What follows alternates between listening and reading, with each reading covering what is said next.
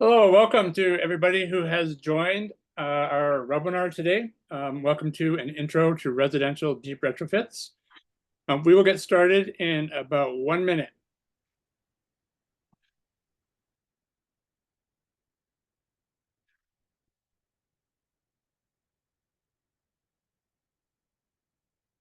It's 12 o'clock.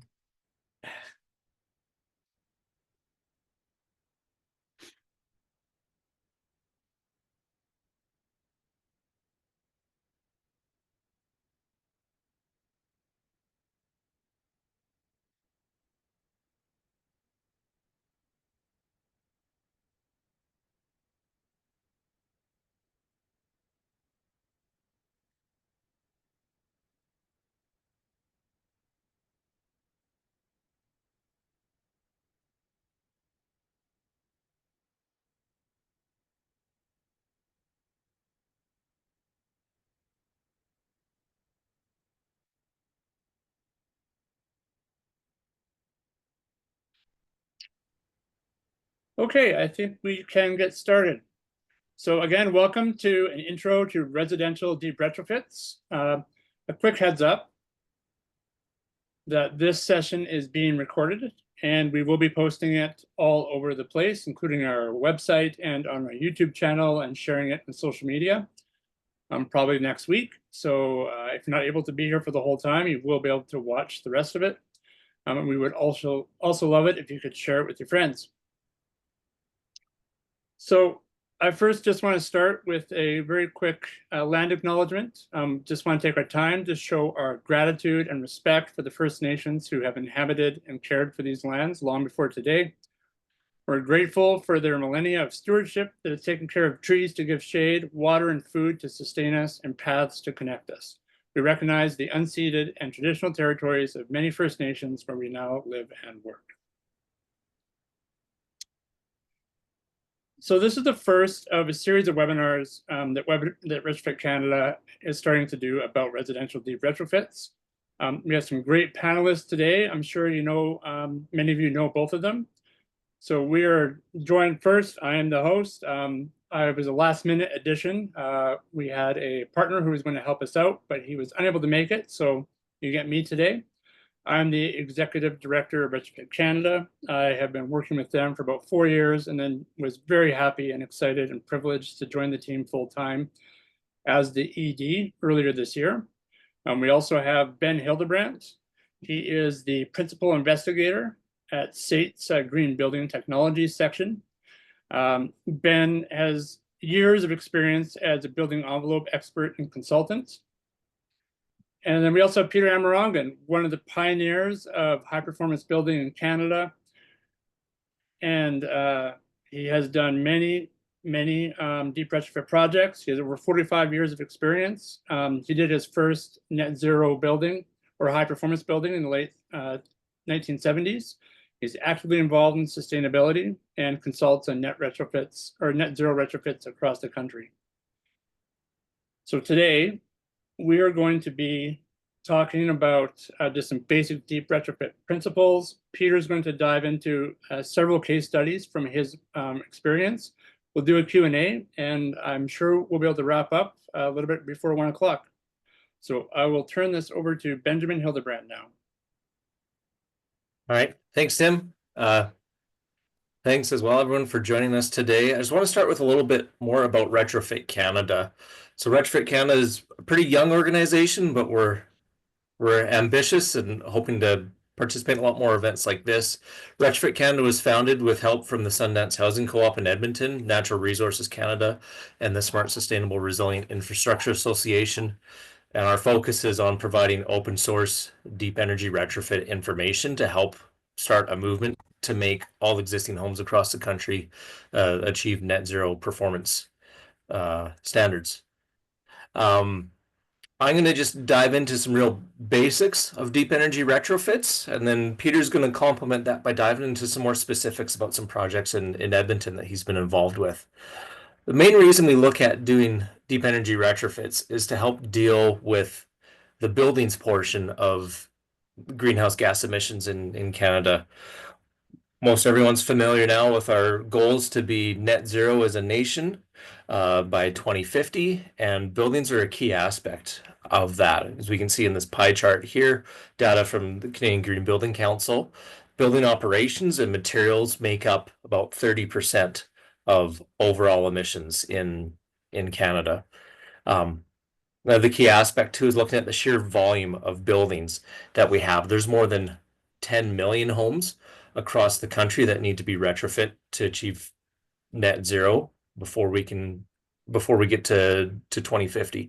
And just to show some specific numbers that make up that, if we look at the single detached, semi-detached, and row homes that were completed in Canada between 1955 and 1990, that's over 4 million. That's not even half. And that's just a small segment of the buildings that are of an age where they're due for a deep energy retrofit to increase their performance and efficiency, and also just general renewals of those buildings as well. So when we look at deep energy retrofits to reduce the energy use in a home, we need to look at where that energy use is coming from. Prevalently across Canada, we're using, or sorry, this is Alberta. Varies a little bit province to province, but generally we're pretty much the same. Space heating loads are 65% of a home's energy use. So when we look at doing a deep energy retrofit, we look at targeting those energy loads, but also the other loads as well.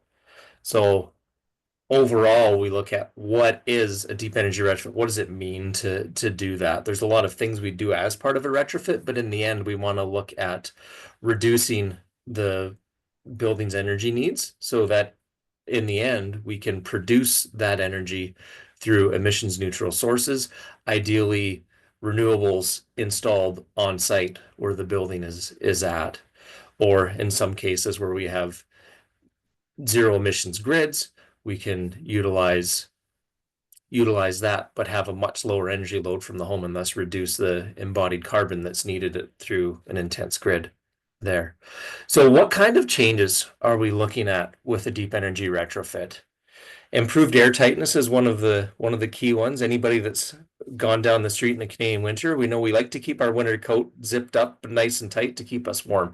Our homes are the same way. We can have a significant amount of heat loss through air leaking uncontrolled through the enclosure of the home. That's around windows, around outlets and switches, and doors and another aspect. A lot of minute locations, but taking steps to do air sealants and improve air tightness can provide a significant amount of energy savings due to reducing heat loss. And then also we look at upgrading and adding insulation. Typically, this is through exterior insulation, such as in the image on the screen.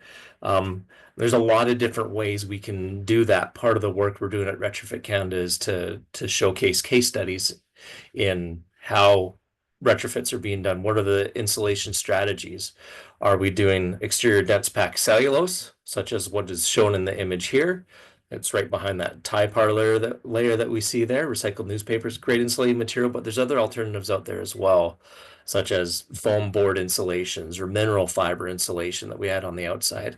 And then also in some cases where we're doing a full gut retrofit or renovation as part of a retrofit as well, we have options to add insulation on the inside. There's a lot of different ways that we can add insulation to a building, and part of it is figuring out what the best option is for a specific retrofit project.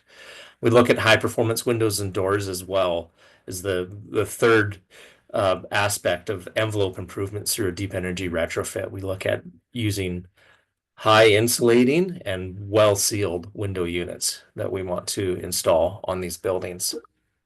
Once we improve that envelope, we look into the electrification aspect. How can we remove that home's dependency on fossil fuels, get fossil fuels entirely out of the equation? Primarily, that's through utilizing upgraded and efficient heating, cooling, and ventilation systems. So we're talking heat pumps and heat recovery ventilators, energy recovery ventilators.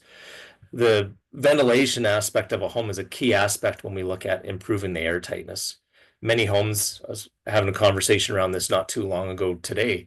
Most existing homes are probably in a situation where we should be having that full-time mechanical ventilation anyways, and that would improve the indoor air quality for occupants and improve their health. But when we're also specifically increasing the air tightness, that increases that need as well. So electrification, we use electrically powered heating, cooling, and ventilation systems. We look at using electric sources for domestic hot water. Primarily, those are also going to be heat pump systems as well, with heat pump hot water heaters. And then also electrifying our appliances, utilizing induction electric cooktops, getting away from gas ranges and such as that. And then finally, once we've improved the envelope through air tightness and insulation, and then high performance windows and doors, we've electrified all the systems. At that point, that's when we put the cherry on top of that renewable on-site energy generation, that solar panels, to hit that net zero level of performance. The result that we get in these homes is producing as much energy as we consume over the course of a year, and also through improving the energy loads, reducing the energy loads, we're able to achieve that while minimizing our impact on the grid. And there's many benefits we achieve through these deep energy retrofit projects as well. We have improved occupant health, I think, is one of the key things that we need to understand better and get out into the world about that aspect of a deep energy retrofit. When we have a well-sealed home where we're controlling what's coming and what's going from that home, and we have high quality heat recovery, energy recovery ventilation systems, we can have fresh air inside our homes despite what the outside conditions are.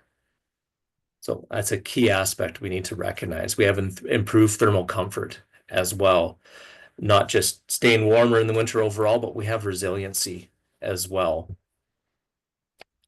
That we have through high levels of insulation. We have the energy savings, reduced emissions, noise reduction. When we have airtight, well-insulated homes, we're minimizing the amount of noise that gets into the home from outside. And when we're in high traffic neighborhoods or on a high traffic street, that noise reduction can be a key benefit to homeowners.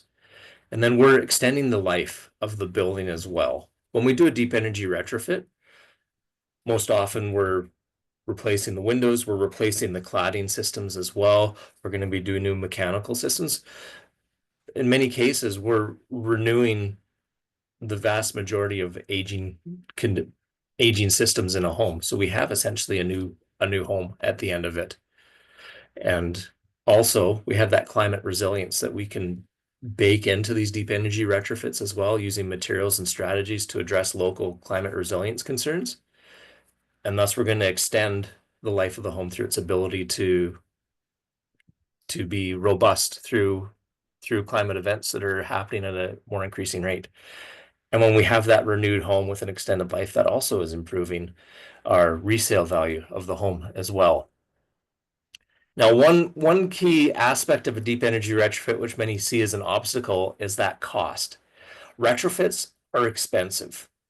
They're not cheap. When we're doing a whole home retrofit, improving the envelope, improving the mechanical systems, we're looking at costs in the range of $150,000 to $250,000. That's a significant amount for a homeowner to bite off, but it's important to look more into that as well, and recognize the cost of maintenance that's needed anyways. If we need to replace the mechanical systems, the furnace in a home, or we need to replace the cladding systems anyways, that's a portion of work that needs to be done anyways, and we can separate that from the energy efficiency improvements that in some cases can be just a nominal additional cost in relation to work that needs to be done anyways. And we also need to recognize the total cost of home ownership as well. We're renewing the home. We can utilize materials and systems in a retrofit that are longer lasting and are lower maintenance, and thus we can reduce that longer term cost of owning and operating the home as well through maintenance, and also reduce energy bills. One key concern we need to recognize with deep energy retrofits is making sure we're doing them right and doing them fully, and they're properly planned. We need to avoid what we're coming to refer more and more to as haphazard piecemeal retrofits. Just doing a little aspect of work here, a little aspect of work there. Let's seal the attic this year. Let's replace the windows another year. But we don't have that clear picture of what we're trying to achieve. In the end, that can make achieving net zero for that home much more difficult and expensive to achieve. And in some cases, we can lock in inefficiencies through those retrofits, and we can sometimes prevent a home from ever achieving a net zero level of performance. So we can look at tackling the retrofit in multiple stages, but those need to be well planned out, and it can be done well, but we need to have that plan. Retrofit Canada has been very instrumental, and key aspect of that is Peter Amerongen and all the retrofit work he's been doing in identifying the roadmap, the process for properly planning these retrofits, looking at the physical conditions of the buildings, modeling what that building is like in a net zero state to dial in what the best 2050 version of that home is as a net zero building. And then from getting that picture, we can map out the path to get there, whether it's a single stage all at once, single season of work to get there, or are we going to do that over multiple stages, over multiple years? And in the roadmap, we've worked as well to identify kind of key steps along the way to ensure a properly planned and properly executed roadmap, going from the initial assessments and looking at a retrofit potential home in how do we catalog that home and identify overarching strategies for retrofit, and then moving into detailed planning for that retrofit project, and finally implementing, completing the retrofit work to ensure a home's completed, the retrofit's completed that meets that homeowner's need and achieves that net zero level of performance. There are so many different aspects of a retrofit. There are so many different options out there, from deciding how we're going to insulate our walls, how are we going to insulate our foundation or our roof, how are we going to address air tightness. Air tightness in many of these homes that we're retrofitting is a really difficult nut to crack, or can't say reseal a nut, that's not a good analogy, but air tightness in many of these homes is key with complicated roof or attic systems and junctions, wall to attic junctions. If there's been additions, that air tightness strategy is one that's really key to see what's the best aspect for that home. How are we going to address the mechanical systems, the electrical systems when we're electrifying? Are we going to be able to maintain an existing 100 amp service, or are we going to need to upgrade to 200 amps? And again, as I've touched on multiple times already, are we going to be able to do that work all at once, or is it going to need to be phased over multiple years? There are so many considerations. Through Retrofit Canada, the work we're doing to share retrofit information, we hope to present options out there for consideration. And when you couple those case studies, that information that's available, and plan through and design exactly what that retrofit is going to look like, we can determine and see what's most optimal to complete those retrofits.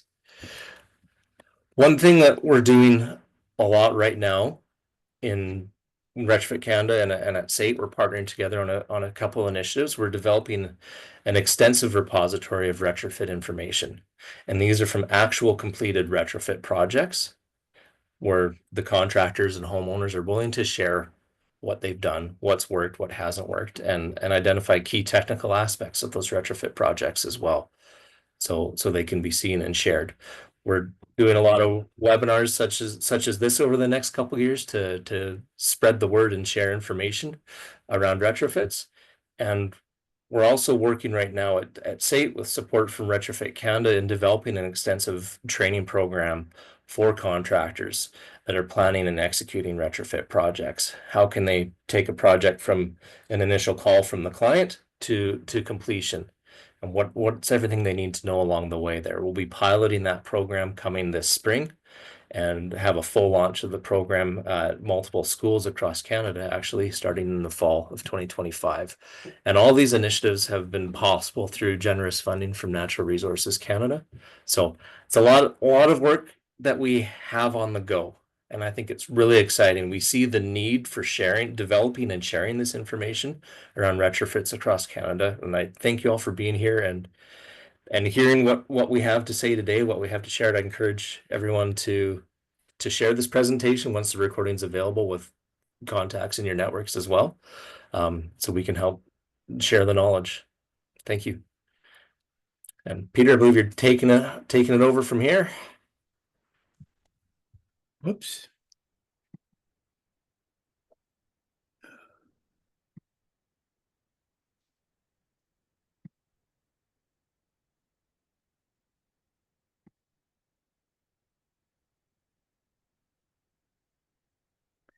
Great.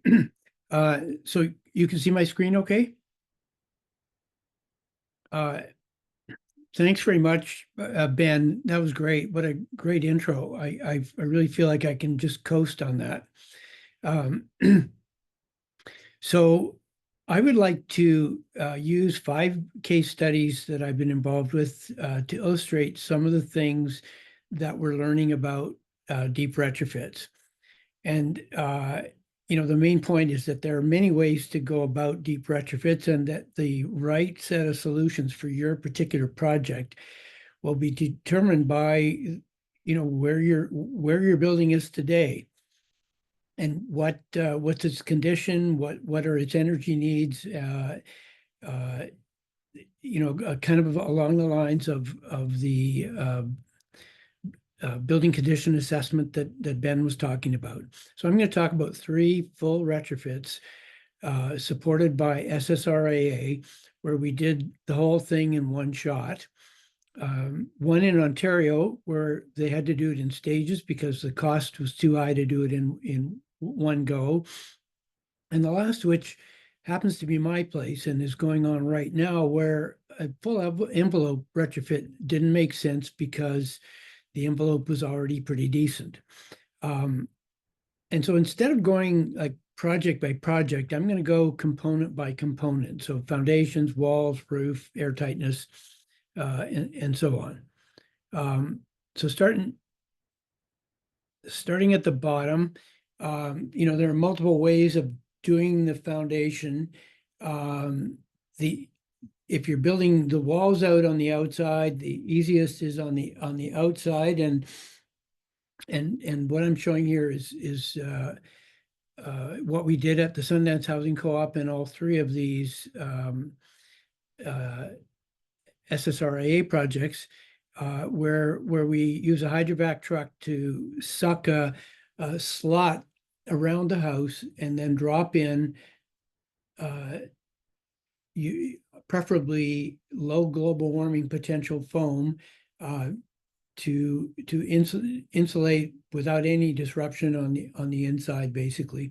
And then we install something to kind of make the transition between the foam in the ground and whatever we're doing up above. Multiple ways of doing that as well. And in one of the SSRA projects, the house needed weeping tile anyway, and so that was kind of a gimme.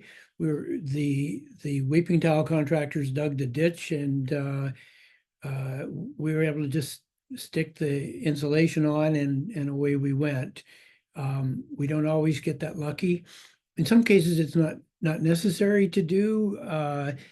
If your frost walls are already insulated to a fairly high level, you may be able to get away without going down to the footing like that, and just insulating on the outside above grade to sort of keep it lined up.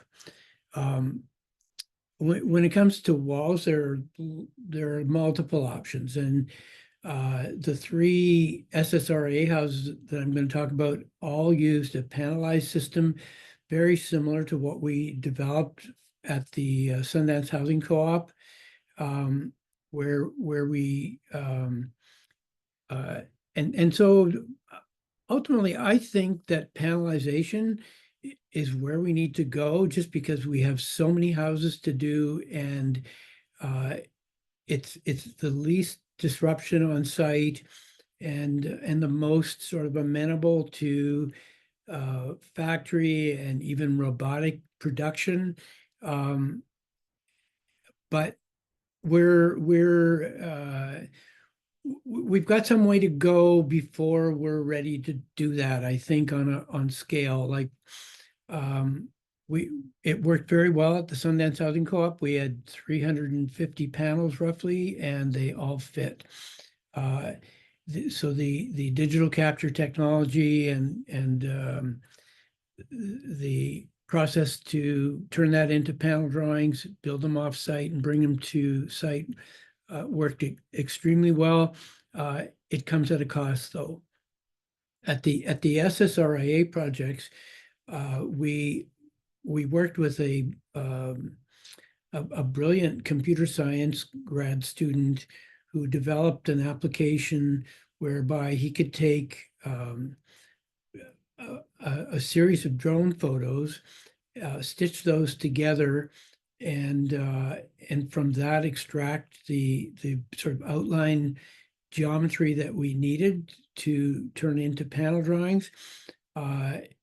It was very cool. You could once he made the sort of wireframe outline of the building, he used precise measurements that made a big triangle on each of two sides of the house, and then resized the wireframe for that to those numbers.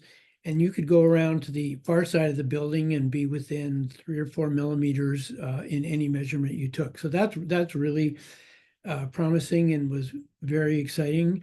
And then we took those measurements and turned them into panel drawings that of a simple 2x4 panels.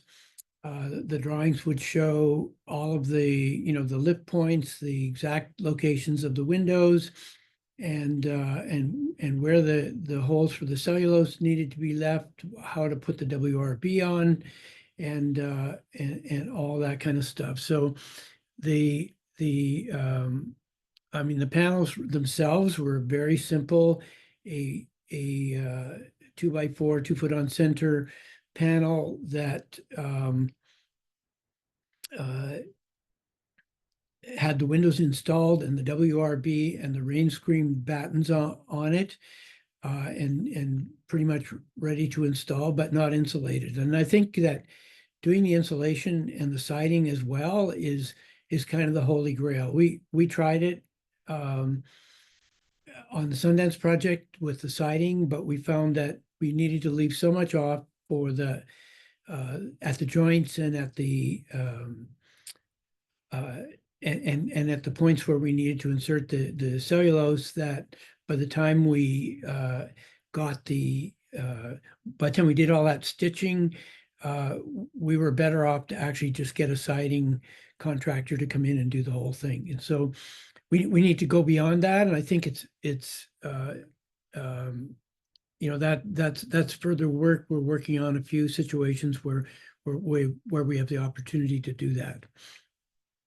So the panels, basically, because the houses are all different sizes and shapes, had to sort of follow that, obviously, deal with cantilevers and offsets and jogs and all that kind of thing. And the panel system can easily do that. This is one of the SSRIA projects. In one of the others, we had a bunch of bay windows, and we were able to prefab those in a way that got that work done, in the middle of winter, with very, very short period of time when we had to have any kind of exposure on the house. And it could accommodate these anomalies. So it's, as I say, very, very successful. But when you combine the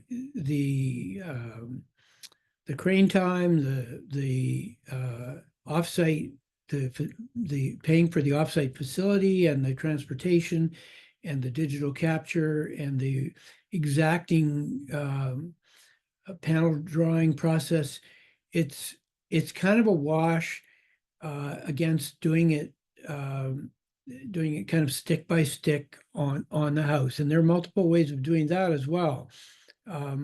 So we've done a few of these. One of these was in one of Ben's earlier slides. This is a house that we did for Stuart Fix, a partner in Renew Engineering. almost 10 years ago, where we stripped all of the existing stucco and wrapped the house in a poly vapor barrier to look after the air tightness. And then did a sort of an early version of our panel support box at the foundation level. And then, and here in this case, they because it was kind of a gut rehab, we were able to get all the insulation we needed with the frost walls It's in the basement. 12:30. And but then once the panel support was on there, and the vapor barrier was sealed on the outside, the framing was put up stick by stick, and in this case insulated with Roxol bats, and then sheeted and sided. And so following on this and sort of a hybrid of the stick-built approach, we're now working on, and we're just about to try this out, and we've got we're on the verge of an agreement with SSRIA again to prototype what we're calling, sort of tongue-in-cheek, a kind of a IKEA system, where we would simplify, eliminate the need for that panel support box, just bolt a ledger to the outside foundation, and then by using prefabricated studs and prefabricated window boxes, do get the building ready for its air tightness very quickly, with lots of the disruption being avoided because the stuff can be made off site. And in the other, it's avoided even more because we're able to leave all of the existing siding on except for a little bit at the windows. And then we would get our air tightness and weatherproofness with an airtight vapor open high-tech membrane, sealed on the outside and sealed at the top and bottom. So another approach is one that we're proposing for a housing co-op here in Edmonton, which Peter Darlington, one of whose houses Ben had a slide of, and who gave half the webinar a couple of weeks ago, used on one of his houses, basically rigid Roxol with a rain screen over top of that. In that case, he used a peel and stick air vapor barrier on the outside of the existing framing, but that requires that you take all the old siding off. So there's many ways to do it, and I think as we do more and more, the cream will come to the top in terms of cost, efficiency, and disruption, and all that. The roofs are similar. With our 3 SSRA projects, we had 3 roofs, 3 different approaches. In this case, we had very little room to add any insulation in the existing attic because it was developed space. So we built a whole new roof over top using stick framing, and after wrapping the existing roof in an airtight poly vapor barrier. And they also were intent on changing the look of the house to better match the historic neighborhood that they were close to. And so this system worked very well for that. Another system, which is what we did at the Sundance Housing Co-op, was wrapping the existing, cutting off the overhang and wrapping the roof with a poly vapor barrier, and then putting scissor trusses and enough insulation over top to keep that vapor barrier above the dew point.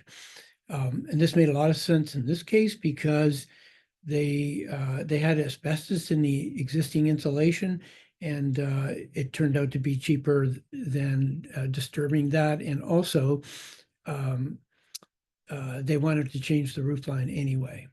So a third approach is to that we're finding it makes more and more sense because it's the least disruptive and cost probably most cost effective is to suck out all the existing insulation from the attic, spray the ceiling deck with a couple of inches of low global warming potential spray foam, which most of it is now, and then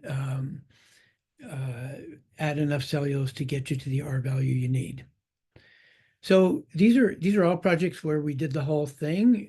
I want to look at a solution set where where the owners couldn't do it all at once. They were intent on going to zero. We made the plan for zero, and but they needed to do it in stages. And so they started with the foundation.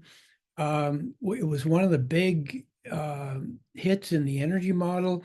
Plus, it was leaking, and they needed weeping tile. So that was that was an easy win.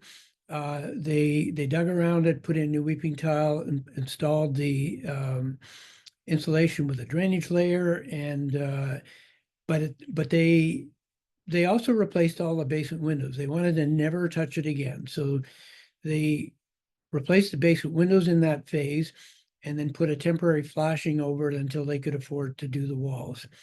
And the second stage, they also had asbestos in their attic, but very little insulation beyond that. And that was a big chunk of the existing energy use. So again, we sucked all that out, put in the minimum spray foam, like the thinnest spray foam that we could do to get the air tightness, and then added cellulose. But before we did any of that, we knew that we were going to end up with a house that was airtight and would need an heat recovery ventilator. So we ran the ducting in the attic and let the spray foam seal it in, and also installed a conduit for future solar. So the idea being, get that done, never go back up there. And so that's the stage that's at right now. And they're working on the next stage, which will be the walls and windows to complete that envelope and add the insulation they need there. And actually, out of order, like in between here, their air conditioner died, and this is Southern Ontario, and it's not a luxury there. And so they actually took advantage of that to replace the air conditioner with the heat pump that they will need going forward, and the HRV. And so the other project is mine, where right now, as we speak, maybe you can hear the hum over the background as they're drilling in a geothermal system. My wall, I built this house about 20 years ago. The walls are already beyond code. They're not what we would do in a deep energy retrofit. But it's reasonably airtight with fiberglass frame windows they're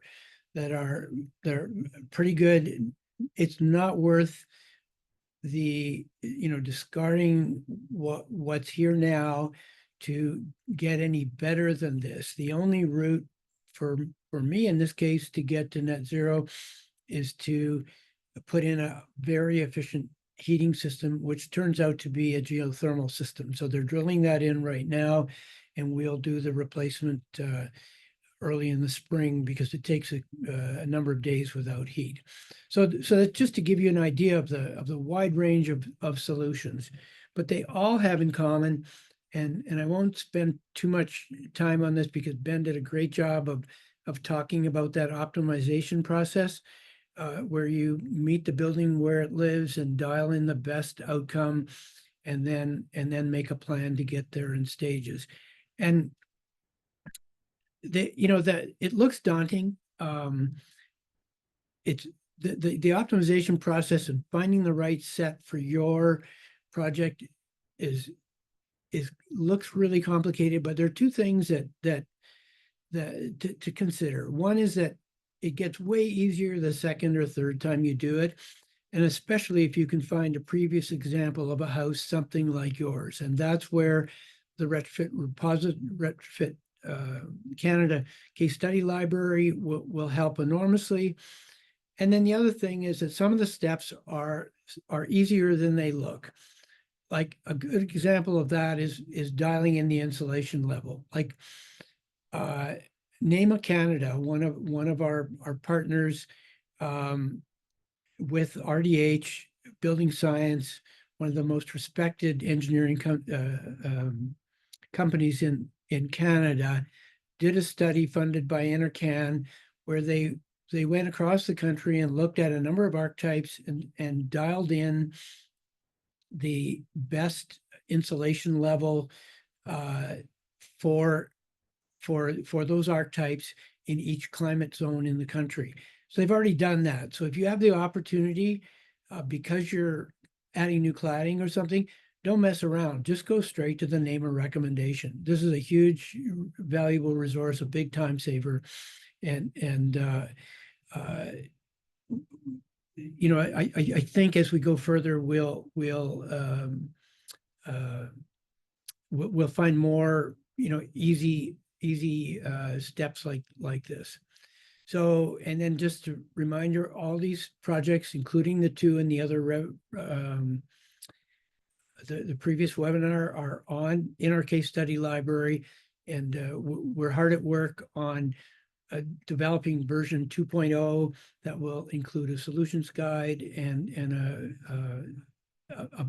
a focus on individual retrofit details. So thanks very much. I'm sorry I ran a little bit over time, but back over to you, Tim. I'm hoping that we've got some questions.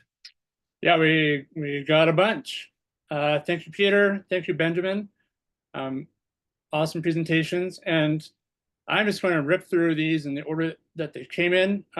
We have Randy, who asked if we've heard of a product called Air. I know it's kind of tricky territory for us to comment about specific products, but that was his question. It's called Air. I haven't. I'm curious as to what it is. We'll check it out after, Randy. We'll have a look at it. Lisa had a question. She actually had, there's like 9 questions in this one question. They're very detailed. I'll just do the first one, which is, what are your thoughts on using 2 heat pumps for a 2-story house, one for each level? Well, I would, like many questions about it depends. If you don't have a dedicated forced air system where you can easily distribute the products of one properly sized one, then it could make sense. Like if you're using a mini split, it might work very well. But if and you could still have a single outdoor unit with 2 indoor units. So I would think that would be a more economical option. So yeah, beyond that, I'd really want to look at the individual house. Thanks, Peter.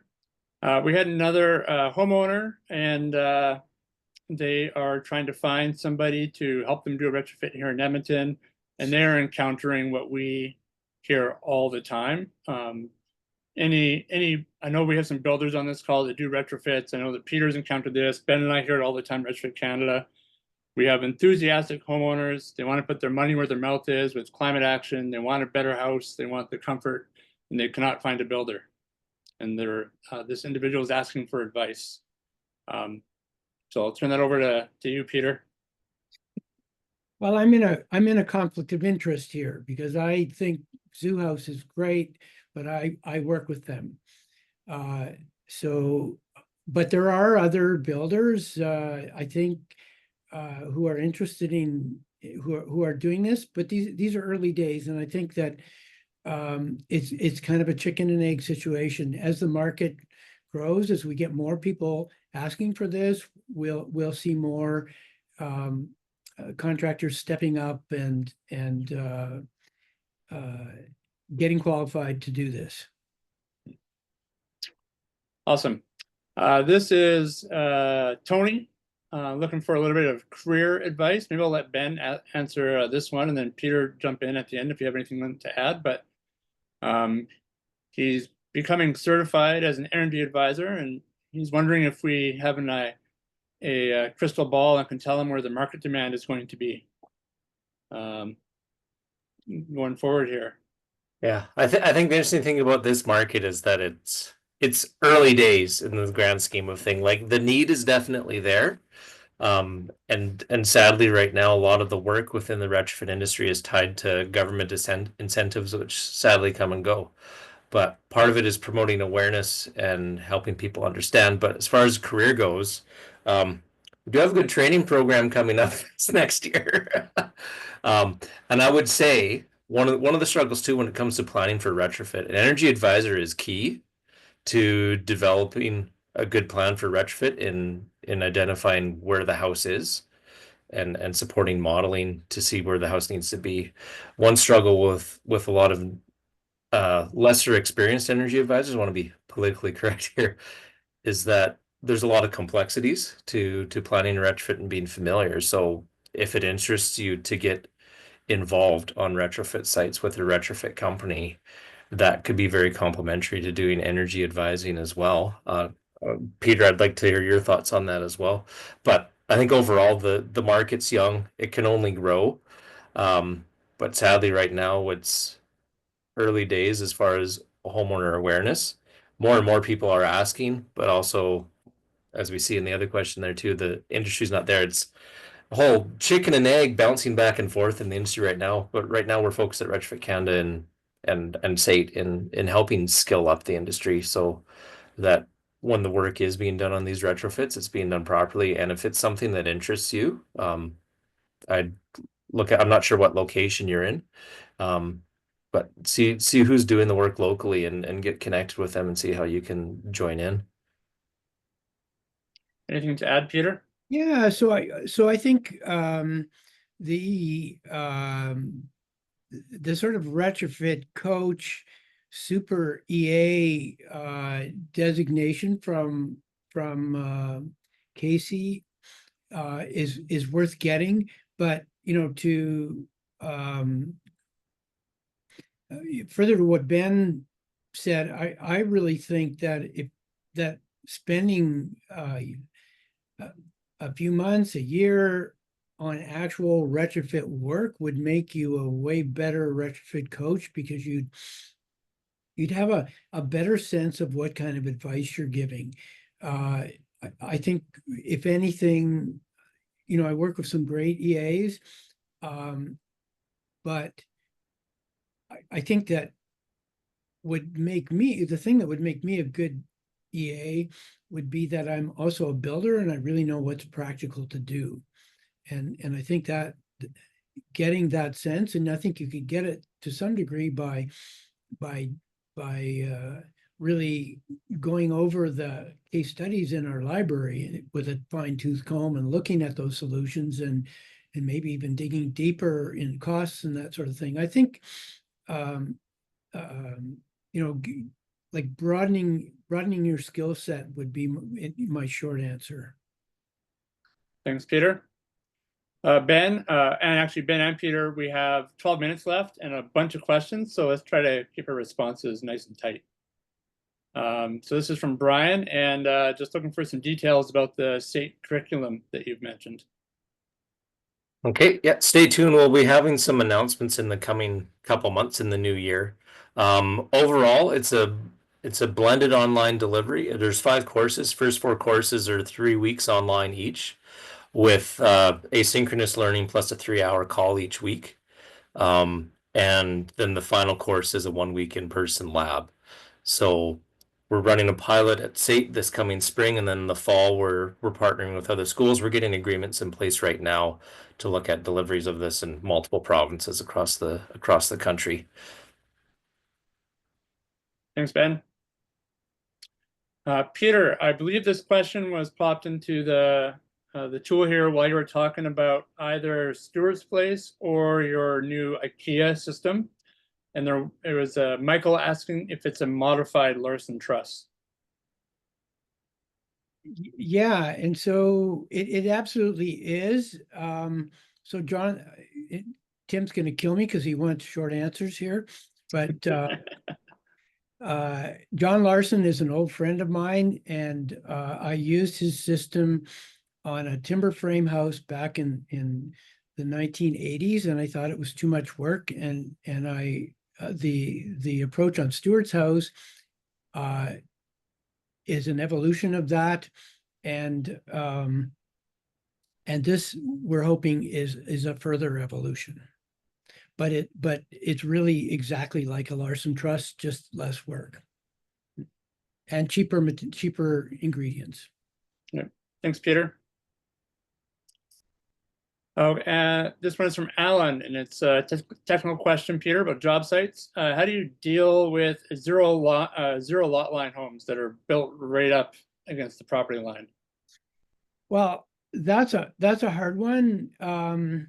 Because you can't build over the property line, but small side yards in Edmonton, Calgary anyway, are not much of a problem because the city is allowing you to encroach into those side yards as long as your cladding is non-combustible. And now I don't want to put words in their mouth, but that's my impression, and I think that most other municipalities are following suit.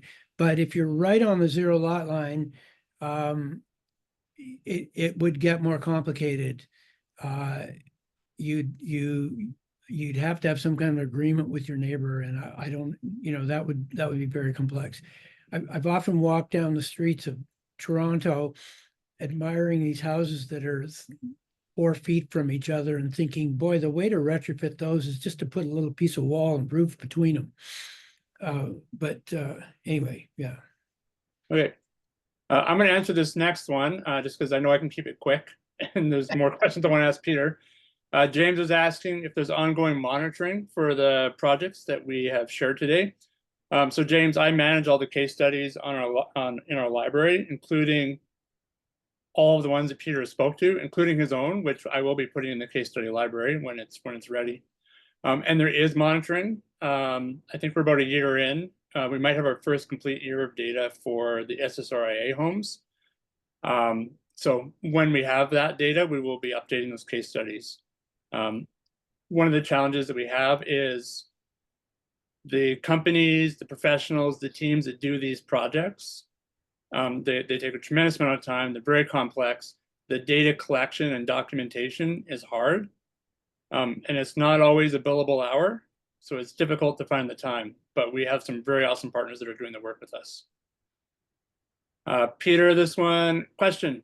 What about doing insulation on the inside of the basement foundation instead of the outside, like all the case studies that you showed? That's a great option. If you can do it, like what we've found in most cases is that the basement's already developed. And if you looked at the cost of working with that development and getting it back, that it's cheaper to do it on the outside. So really it depends on your starting point. If, like in the house for Stuart Fix that I mentioned, and Ben had the slide of, they ripped the thing right down to concrete, and for sure that's what they did, insulated on the inside to the level that we needed, made a transition air barrier wise to the outside, and away to the races. So by all means, if it's practical. Have we heard of it's another question about a product, again, kind of dicey territory, but have we heard of the Cascadia clip system, Peter? Yes, absolutely. Very, very expensive. Yeah, it's used commercially. They're fiberglass clips, so low thermal bridging and engineered to be very strong. But I think you'd be hard pressed to afford them on a single family or even a multifamily Part 9 project. Okay. Many of the case studies you showed use the panelized, energy sprung inspired approach, Peter. Any like high level, broad comments about energy sprung now that you have, I don't know, 57 units and 3 single family homes behind you? It absolutely works. But we need to develop our panels further, and it's another one of these chicken and egg things. Like, in order to put the technology into developing a kind of a sealed panel that needs almost no work on site, we need a big market. We need big numbers. And so, like, I love it. I prefer it over the stick built.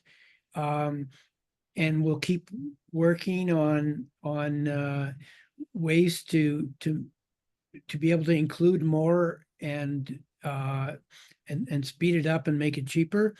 But again, it's sort of it's got this daunting one-off cost of the digital capture and the time it takes to detail the panels, and then you got to pay for wherever you built them, and the crane and the truck and all that. Okay. How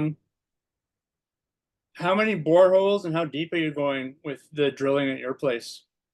So we're doing 6 boreholes, 400 feet deep in a sort of an experimental pattern that minimizes disruption, with the cutest little drilling rig you ever saw.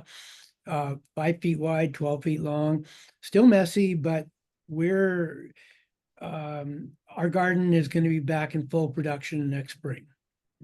So and it's a duplex, and we're also going to heat the garage / workshop with those 4 or those 6 holes. Peter and Ben, I just want to check in. We have had a couple of comments from people saying that they were interested in getting questions answered rather than ending on time. Ben, I know that you have to leave close to 1. Peter, I just want to confirm, you said you could stay if we have That's more fine. questions. Yeah, I'm happy to do that. Okay, and anybody that needs to leave, please do. We will be posting the webinar after the fact, so you're not going to miss anything. All right. Thanks, everyone. I'll just duck out now. And we can get Thanks into so much. conversation. Thanks so much, All Ben. right. Thanks to SAIT. Thanks, Ben. Okay, Peter, this next question is from Brad, and Brad is asking if there are any savings to having the windows pre-installed in the prefab panels. Absolutely. To me, installing the windows in the prefab panels is one of the biggest benefits of prefabrication of panels. Really, it's one of the most important things. Often when the walls get as thick as they are with the original wall thickness plus the panel, they're getting pretty thick, and it gets important that the window get set not at the very outside face, because you'll get condensation on the glass and poorer performance. But once you set the window into the wall a bit, you've got a dicey situation where if it leaks, you're leaking into your wall. And so it takes some finicky, careful detailing to get that airtight, watertight, and being able to do that in a workshop where you're not up on a ladder and you're doing a bunch one after the other really increases the quality control. And where you can have a second person inspect it. It's a kind of quality control that doesn't happen typically on just when it's done on site. So absolutely. Okay, and we've this is not surprising at all. It happens every time that we do a webinar, and whenever I post a case study or we're sharing information, homeowners want to know. They're like, I want to do it. How do I find a contractor? Mary's speaking to some of the difficulties of finding the experienced experts in rural areas. I think that's actually a challenge everywhere. Like even here in Edmonton, it's not easy to find a contractor that has done one of these before with the kind of experience that Peter has. Peter, is anything more broadly speaking just on this topic? Because I feel the frustration of homeowners that want to do it and they're trying to figure out where to start, and they're not finding the info that they need or the people they need to help them It's 1 o'clock. come up with a plan. I feel for you there. I think the shortage of trained contractors is the biggest barrier that we have. And I don't really have an answer. It's part of the reason we started Retrofit Canada. We wanted to bring together all the information that folks wanting to do this need to do a good job and do it sort of painlessly and economically. So stay tuned. We're encouraging everybody that we see who might be interested and trying to build that workforce. Something that I would say is that if you think about where the new net zero sector was 10 or 15 years ago, or solar 10, 15 years ago, like it was just starting out, like the market was developing. And I feel like that's where the retrofit movement is in some ways today. Okay, we got some challenges here, Peter, about our net zero standard. We have a couple comments. One is, if we retrofit 4.5 million homes to the net zero standard and with a low end cost of 150K per home, we're talking about close to 700 billion. Another question was, how realistic is it that we're going to have 5 million homeowners invest 150K or more for a deep retrofit? We have this conversation all the time, so I'll turn it back to you. Yeah, and I don't have the answers. All I know is if we don't roll up our sleeves, do every one we can, learn the lessons, make it faster, better, cheaper, that number will be even higher and it will be even less possible. So yeah, it's discouraging. There's no two ways about it, but I don't see what choice we have.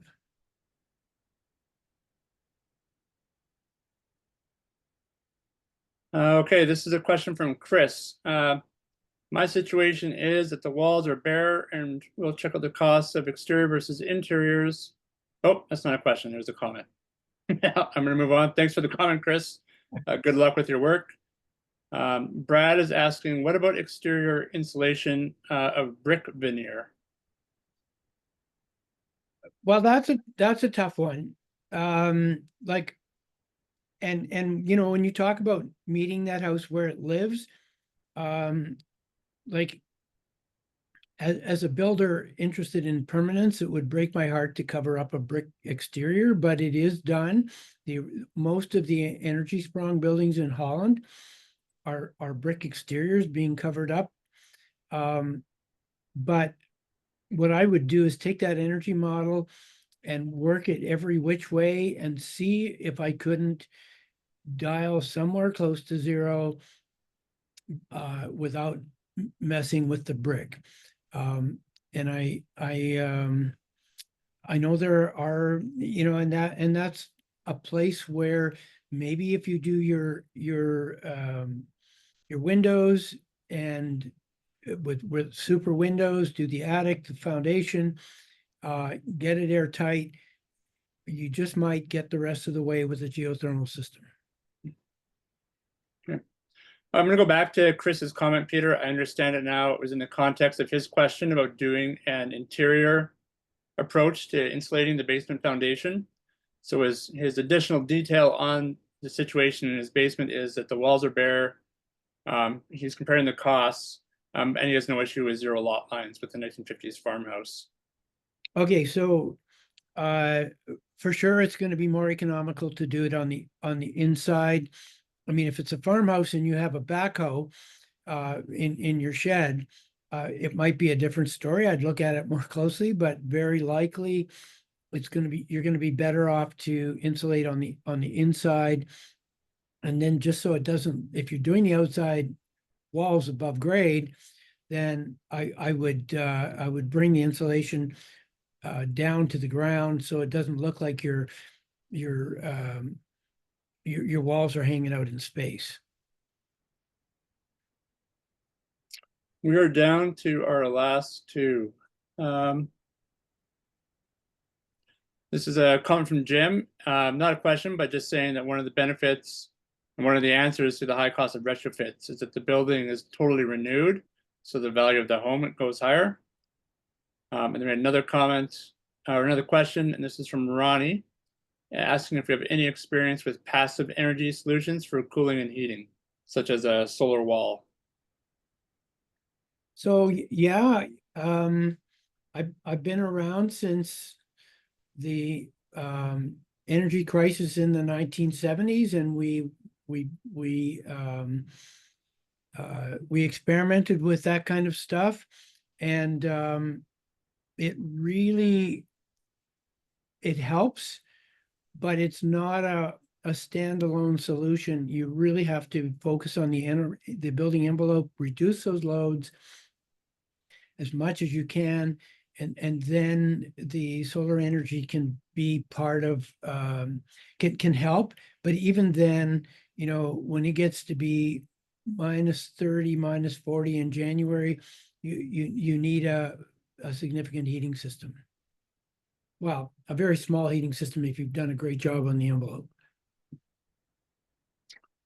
And that's it. That's the end of our questions. Thank everybody. That was great.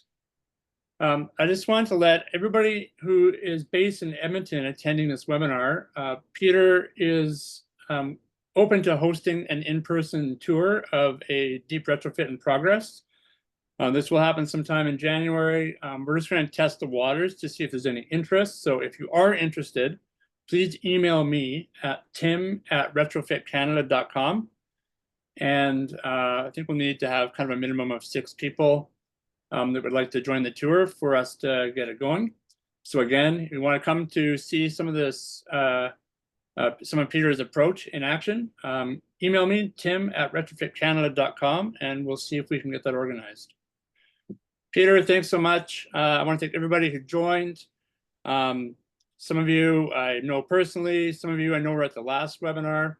I will say we're going to be doing these regularly. We're hoping to do a few more before spring. So stay tuned on our social media and our website for updates about when the next one is coming. We're going to get out of Alberta, I think, and talk to some experts across the country. So we'll see you then. Have a great day. We'll talk to you all soon.